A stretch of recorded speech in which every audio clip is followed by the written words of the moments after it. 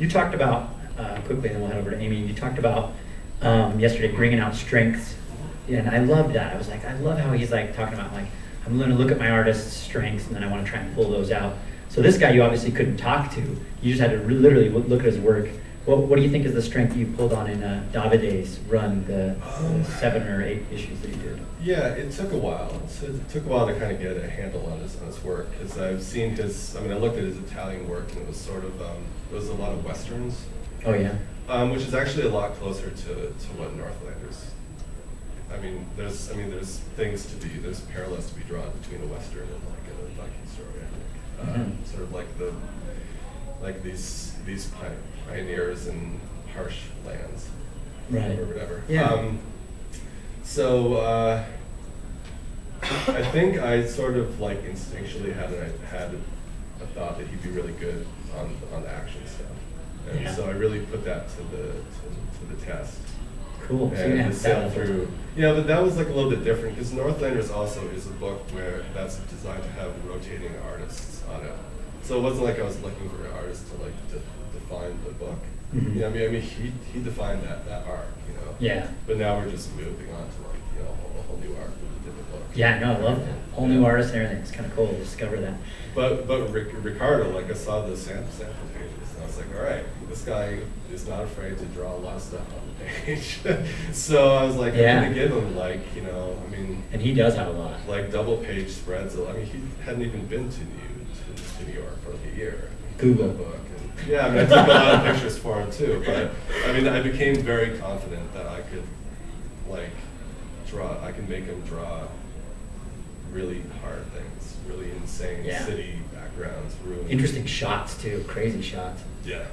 He's that's on he's DMZ, a guy just that he was an art director for an ad company until a year before DMZ, and he's like, I think I'm gonna draw now. He clearly had some like insane natural talent there. Yeah. You know? Wow. He's like fairly new to it all. Oh. So you never know when someone's can get in the business. Yeah, it's like kind of like her, right? Yeah. So let's talk about you and Matt, the Thing. He's like Brian, like I said. So what has the relationship been for you guys? And do you feel like he's maybe, because he's an artist, does he send you thumbnails? Does he pull out strengths in you? What about that?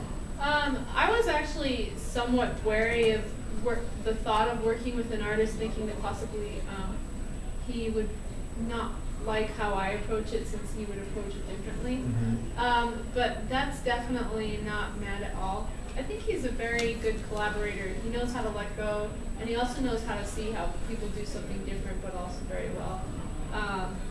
So he's kind of giving. Yeah, he really is. Like it's been really smooth sailing with him. He works plot first, so he kind of does a synopsis of each page, and then I choose how many panels to do, what to show, and everything, and then he'll just add dialogue at the end.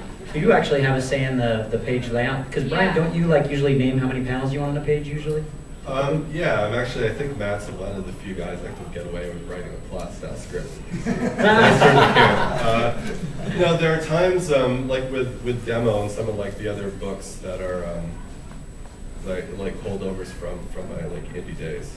I break the script down by a page, but I let Becky pick how many panels and everything. But on DMZ and Northlanders, I do define all that. Yeah. Yeah, so it's crazy to hear you say, like, he's like, I'm just sending you the plot synopsis, you lay it out. Yeah, and actually, and so that's exactly why they picked him, because that's what he does. He will only do that with artists. I guess he's like twice done it another way, and he just really didn't like it. And it works for me too, because I actually have done some sample pages before for writers who write, you know, a full script, and it was just so hard for me to read. Like, I felt like it was visuals translated into code, that I have to translate back into visuals, especially since the action in the panel comes first and then the dialogue comes second. When you look at a panel, the dialogue you see first before you see the action. And so yeah, actually I worked the same brainstorming things when I wrote my own stuff as I do with Matt. So it was a much easier transition. Yeah, Matt's backed me up in a lot of ways. He's the reason that I got to do covers, so that was pretty Yeah, awesome. and your covers are fantastic. Thank you. It's like, you know, they listen to him. Eisner Award nominee. Yeah, yes. I know. Stud. That gold stud. Now, would he help you on the covers And in I'm any? against Matt in that category. Oh, no, are you serious? Of Yeah. course.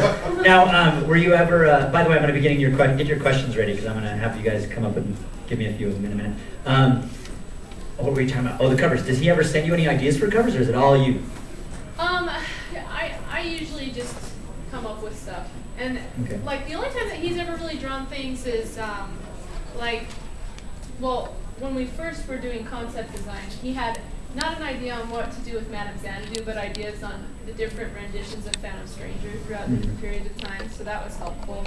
And then also sometimes when I do the thumbnails, usually like I get maybe 1 or 2 corrections from him, which are usually just very story related. Make sure that you know you put more time to this person when they enter and stuff like that.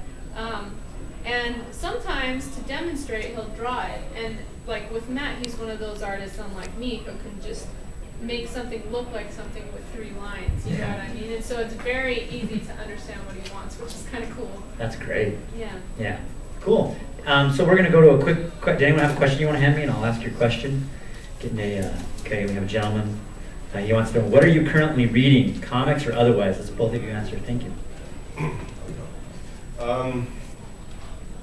I have this issue with research. I over-research everything. So I think 80% of what I read is research for Vikings, for Northlanders or DMC stuff.